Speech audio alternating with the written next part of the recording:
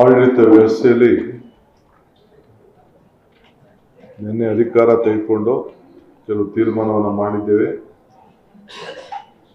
ರಾಜ್ಯದ ಎಲ್ಲ ಹಿರಿಯ ಅಧಿಕಾರಿಗಳನ್ನು ಕರೆಸಿ ಹೊಸ ಸರ್ಕಾರ ಯಾವ ದಿಕ್ಕಿನಲ್ಲಿ ಆಲೋಚನೆಯನ್ನು ಮಾಡ್ತೇವೆ ಅಂತ ಹೇಳಿ ಅವರೆಲ್ಲರೂ ಕೂಡ ಒಂದು ಸಂದೇಶವನ್ನು ಕೊಟ್ಟಿದ್ದೇವೆ.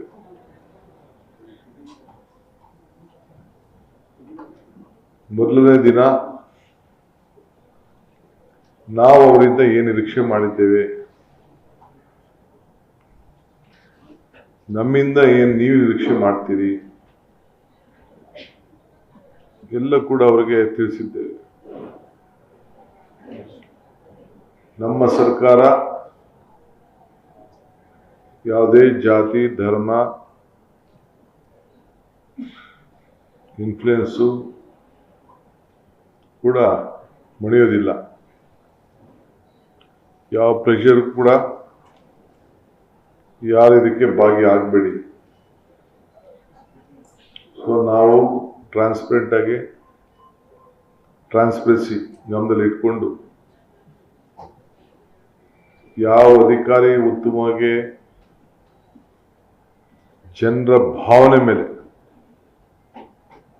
ಆಡಳಿತದಲ್ಲಿ ಜನರ ಸಮಸ್ಯೆಯನ್ನ ಬಗೆಹರಿಸೋ ಪಾಸಿಟಿವ್ ಅಪ್ರೋಚ್ ಯಾವಾಗಲೂ ಕೂಡ ಇಟ್ಕೊಂಡು ನೀವು ಕೆಲಸ ಮಾಡಬೇಕು ಅಂತೇಳಿ ಒಂದು ಸಂದೇಶವನ್ನು ಕೊಟ್ಟಿದ್ದೇನೆ. 15 ದಿನದಲ್ಲಿ ನಿಮ್ಮೆಲ್ಲ ಇಲಾಖೆಯಲ್ಲೂ ಕೂಡ ಒಂದು ಆಕ್ಷನ್ ಪ್ಲಾನ್ ಅನ್ನ ಡಿಪಾರ್ಟ್ಮೆಂಟ್ ಅವರು ಸಿದ್ಧಪಡಿಸಬೇಕು ಅಂತ ಹೇಳಿ ತಿಳಿಸಿದ್ದೇನೆ. ಎಲ್ಲರೂ ಕೂಡ ಅಕೌಂಟಬಲ್ ಆಗಿರಬೇಕು. ಈ ದೇಶದಲ್ಲಿ ವಿದ್ಯಾವಂತಿಂದವರು ನಡೀತದೆ, ಬುದ್ಧಿವಂತಿಂದವರು ನಡೀತದೆ, ಆದರೆ ಪ್ರಜ್ಞಾವಂತಿಕೆ ಬೇಕು ಅನ್ನೋದು ಹಿರಿಯರು ಹೇಳ್ತಾರೆ. ನಿಮಗೆ ಬೇಸಿಕ್ ಕಾಮನ್ ಸೆನ್ಸ್ ಬೇಕು. For every problem there is a solution. Positive attitude, positive approach ಇದು ಇರಬೇಕು ಅಂತ ಹೇಳಿದೆ. ನನಗೆ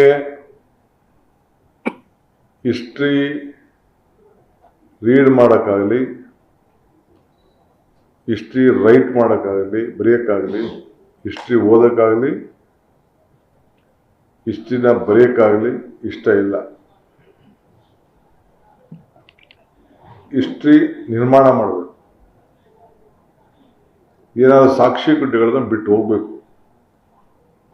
ಯಾವಾಗ ನಮಗೆಲ್ಲ ಅವಕಾಶಗಳು ಸಿಕ್ಕಿದೆ ಆ ಕೆಲಸವನ್ನು ಮಾಡ್ಕೊಂಡು ಬಂದಿದ್ದೇವೆ. ಈ ಸರ್ಕಾರ ಕೂಡ ಇದನ್ನು ಆಲೋಚನೆ ಮಾಡ್ತದೆ. ಸೊ ಎಲ್ಲರೂ ಕೂಡ ನೀವೆಲ್ಲ ಅಕೌಂಟಬಲ್ ಇದ್ದೀರಿ. ಕೊನೆಗೆ ನಿಮ್ಮ ಆತ್ಮಸಾಕ್ಷಿಗೆ ನೀವು ಕೆಲಸ ಮಾಡಬೇಕು ಅಂತ ಹೇಳಿ ಸಂದೇಶವನ್ನು ಕೊಟ್ಟಿದ್ದೇನೆ. ಔಟ್ ಆಫ್ ದಿ ವೇ ಯಾವ ಒತ್ತಡಕ್ಕೂ ಕೂಡ ಮಣಿಬಾರದು. ನಮ್ಮ ಮಂತ್ರಿಗಳು ಇಲ್ಲ ಯಾರೇ ಶಾಸಕರು ಯಾರೇ ಆಗಲಿ, ನನ್ನ ಆಫೀಸ್ ಇರ್ಬೋದು, ಯಾರ ಮಾತು ನೀವು ಕೇಳಬಾರ್ದು. You should work within the system of law, positive approach. Where there is problem, find out a solution within the system. So system ಬಿಟ್ಟು ಏನು ಕೂಡ ಆಗಬಾರ್ದು. ಆ ನಿಟ್ಟಿನಲ್ಲಿ ಅವರಿಗೆಲ್ಲ ಮಾರ್ಗದರ್ಶನವನ್ನು ಕೊಟ್ಟಿದ್ದೇವೆ.